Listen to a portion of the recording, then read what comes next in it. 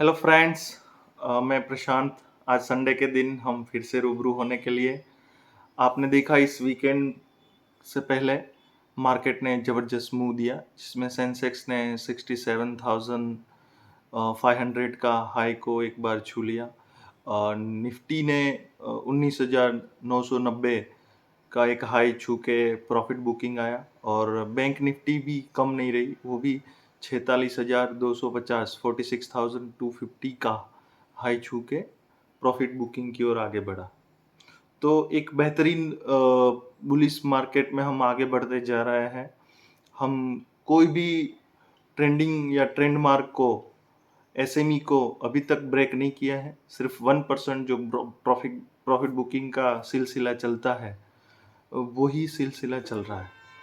और खासकर मैंने ज़्यादातर इन्वेस्टर को बोला कि आपने प्रॉफिट बुक किया, तो बोले नहीं नहीं, अभी तो और मार्केट आगे जाने वाला है।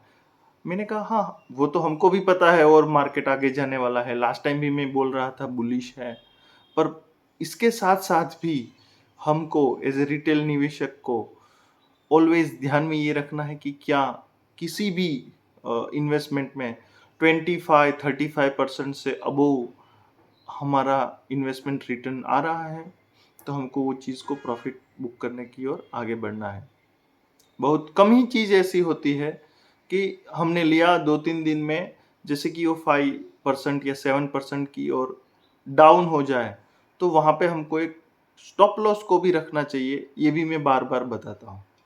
तो जिनका भी स्टॉक्स अच्छा चला हो, वो कृपया करके प्रॉफिट बुक करिए। अभी बड़े-बड़े लोग भी प्रॉफिट बुक कर रहे हैं। आप देख रहे हो कि ऑल टाइम हाई है तो भी प्रॉफिट बुकिंग हो रहा है। ये एक पॉजिटिव संकेत है कि हमारी इन्वेस्टमेंट की अभी अच्छी खासी रिटर्न हमको प्रोवाइड हो रही है। दूसरा एक चीज़ मैं आपको ये ध्यान में देना चाहता हूँ कि लास्ट टू लास्ट वीडियो में मैंने कुछ 15 ऐसे स्टॉक्स चुने थे, जिसमें मैंने अलोकेट किए थे 1 लाख रुपीस, और वो 15 लाख रुपीस इन्वेस्ट किए थे। तो आज वो तकरीबन लास्ट क्लोजिंग के टाइम फ्रेम के हिसाब से देखें तो उसकी वैल्यूएशन करीब 18 लाख के आसपास पहुंच गई है। और वो स्टॉक्स जो चुने हैं उसमें सबसे ज़्यादा जो रिटर्न लास्ट क्लोजिंग के हिसाब से देखें तो पॉलीकैब ने दिया है। पॉलीकैब में अभी मेरी कोई राय नहीं है, पर 67% के करीब उनका स्टॉक्स चला है। मैंने जो प्राइस में बोला था वहीं से, तो वो भी एक पॉजिटिव मूवमेंट है। उसका रिजल्ट अच्छा आया है तो हमको प्रॉफिट बुक करके ट्रेल करना चाहिए। आगे 1-2 दिन में उसमें से ही 2 स्टॉक्स हैं, जैसे कोटक महिंद्रा बैंक का रिजल्ट आ गया है, तो शायद मंडे को जब ओपन होगा तो वो अच्छा आपको रिजल्ट का प्रॉफिट बुकिंग देगा, तो वहाँ पे भी आप नज़र रखें। दूसरा मैंने एक आईसीआईसीआई बैंक भी दिया था, उसका भी रिजल्ट अच्छा है, तो वहाँ पे भी आप प्रॉफिट बुक कर सकते हो। उसके अलावा रिलायंस मैंने जो दिया था, उसमें रिलायंस के सामने रिलायंस जियो अलोकेट हुआ था। तो रिलायंस जियो फाइनेंस का भी लिस्टिंग है, उसके उस पे भी आप नज़र रखिए। उसका जो भी प्रॉफिट बुकिंग है उसको आप ट्रेल करिए, ताकि वो भी अच्छा खासा आपको बेनिफिट दे। उसमें एक मैंने डीमार्ट दिया था, उसके ऊपर आप फोकस रखना चालू रखिए। उसके अलावा भी बहुत सारे अच्छे स्टॉक्स हैं, जैसे आईटीसी है, तो उसका भी बहुत ही पॉजिटिव संकेत की ओर आगे जाने वाला है। दूसरा जो एक मैं लास्ट टू लास्ट वीडियो में एक बार मैंने बोला था, टाटा मोटर।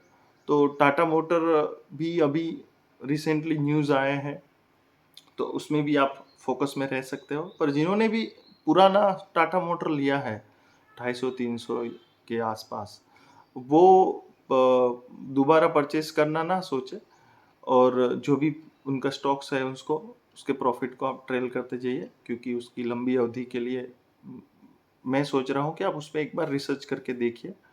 पीई रेशियो और लास्ट क्वार्टर का रिजल्ट और उसकी जो वैल्यूएशन है उसके हिसाब से अभी रिसेंटली उसका आईपीओ भी आने वाला है, टाटा टेक्नोलॉजीज का। तो उसमें भी शायद शेयर होल्डर को बेनिफिट मिले, इसलिए मैंने एक-एक शेयर के लिए रिकमेंडेशन भी बोला था कि ये ऐसा हो सकता है कि जिसके पास भी टाटा मोटर का शेयर है उसको टाटा टेक्नोलॉजी का कुछ अलॉटमेंट हो। हमको पता नहीं है क्या होगा, अभी तक कुछ बेनिफिट हुआ नहीं है। तो ये चीज़ भी जिन्होंने भी ध्यान में रखी होगी उसके लिए अच्छा बेनिफिट हुआ होगा। लास्ट 2 to 3 आईपीओ में भी मैंने रिकमेंडेशन की बात की थी कि इसके बारे में भी आप रिसर्च कर सकते हो।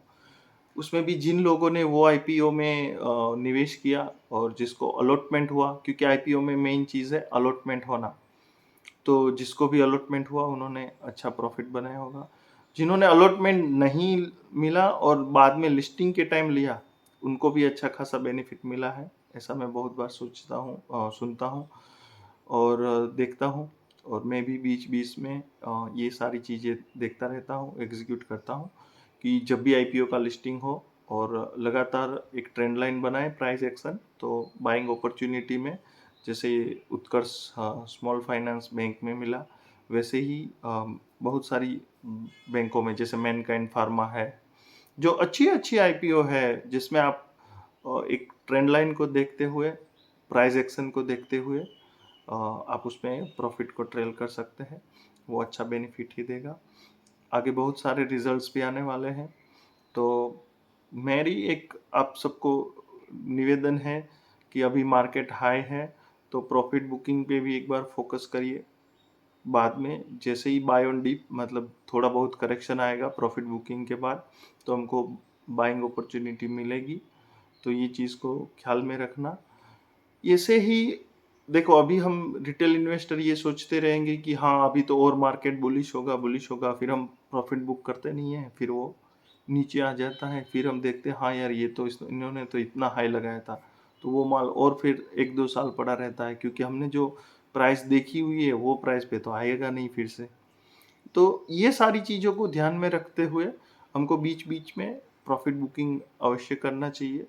ये मार्केट का भी नीम है, बड़ी एफआईआई और जो बड़े निवेशक हैं वो भी इसी फ्लो में सोचते हैं।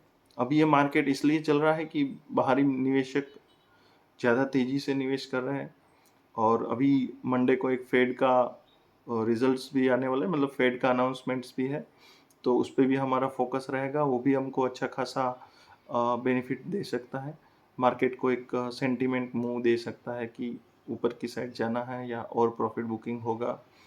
पर अभी कोई बेरिश का संकेत नज़र नहीं आ रहा है, जब तक हमारी ट्रेंड लाइन ब्रेक ना हो 52 वीक एसएमई की, तब तक हमको बुलिश में ही राइड करना है। हाँ, इस मंथ के बाद शायद 15 अगस्त के आसपास के या उसके बाद हम एक बार ट्रेंड लाइन को ब्रेक होते हुए फिर हम एक बेरिश साइड की ओर देख सकते हैं, वो भी कम पॉइंट में ही, क्योंकि आगे 2024 का एक इलेक्शन है जो बड़ी इवेंट है, गवर्नमेंट को भी एक लक्ष्य है, तो उस चीज़ को हमको भी ध्यान में रखना है। तो और कोई ऐसा कुछ बेरिश नहीं है, बुलिश ही है। पर हाँ, प्रॉफिट बुकिंग, फेड का करेक्शन, ओवरऑल ग्लोबल मार्केट का एक संकेत को देखते हुए हम अभी प्रॉफिट बुकिंग कर सकते हैं अच्छा खासा हमको जो भी।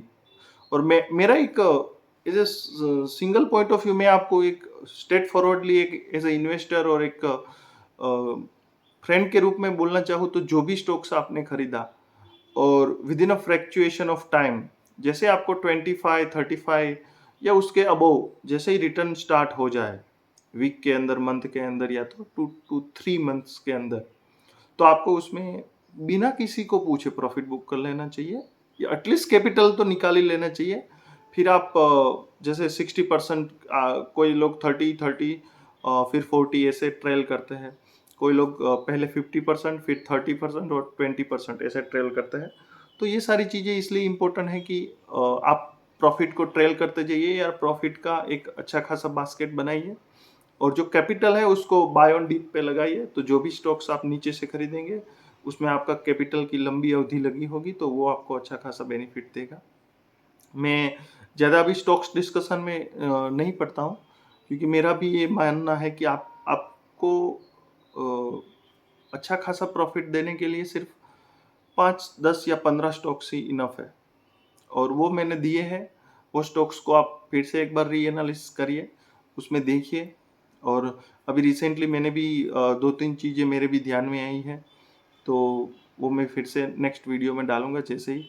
पर हाँ, इस बार मेरे को थोड़ा हेवल्स इंडिया का थोड़ा अच्छा लगा था, चार्ट्स वगैरह और उसका जो प्राइस एक्शन बनता हुआ है वो, तो उसमें भी मैं बाय ऑन डिप सोच रहा हूँ। जैसे मैंने पॉलीकैब में बोला वैसा ही मेरे को हेवल्स इंडिया भी लग रहा है। तो ये एक अच्छा संकेत है। जैसे ही उस प्राइस एक्शन बनाता है तो आप उसमें भी लॉन्ग ट्रेल रन कर सकते हैं। CAGR अच्छा है, उसमें आप एक बार रिसर्च करिए। कोई रिकमेंडेशन नहीं है कोई भी स्टॉक्स में, पर आप उसमें एक बार देख सकते हो, आप अपना एनालिसिस लगा सकते हो, एक बार चार्ट रीड कर सकते हो, ताकि आपको भी पता चले कि इसमें इम्पोर्टेंस क्या था जो मैंने आपको बताया। 5 year CAGR, 3 year CAGR, 1 year CAGR, result, quarterly result, तो ये सारी चीज़ें आप बेहतरीन तरीके से देखिए।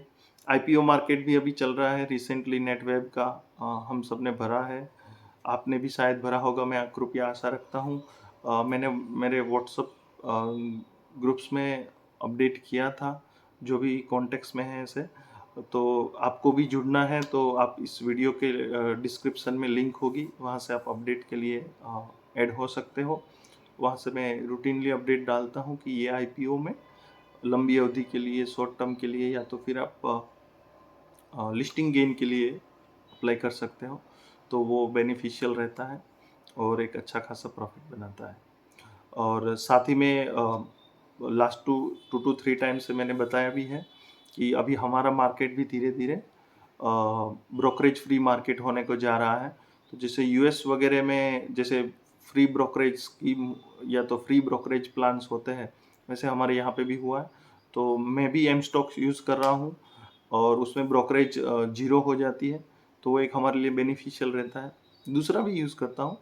तो जब भी आप डे टू डे, इंट्राडे या तो ट्रेडिंग पर्पस के लिए यूज़ करें तो आप एम स्टॉक्स को यूज़ करें, जिसमें आपको मतलब एक अच्छा खासा ब्रोकरेज सेविंग हो जाता है। मेरा कोई मतलब पर्सनल रिकमेंडेशन नहीं है, पर मैंने खुलवाया है।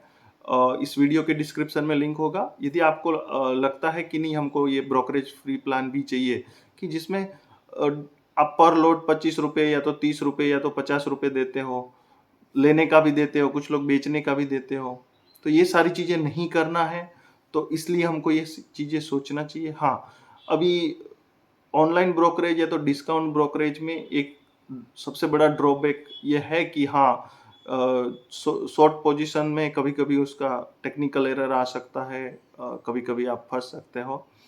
पर हाँ, कम क्वांटिटी में आपको ट्रेड करना है और साथ ही में आप टेक्निकली शार्प हो तो ये सारी चीज़ों को आप अवॉइड कर सकते हो।